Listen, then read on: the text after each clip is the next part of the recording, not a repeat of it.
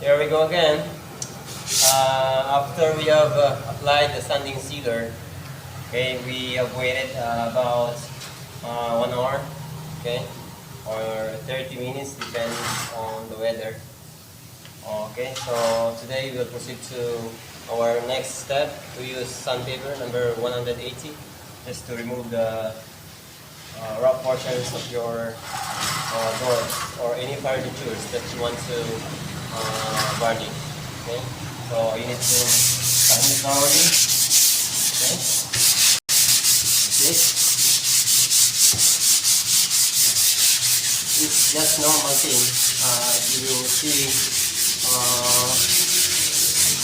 white portions in your door. Okay, even though you have sanded, and that is the real purpose of that. So you just need to repeat the process over and over again. Okay, again and again and again, and then best result will come out. All right. So thank you.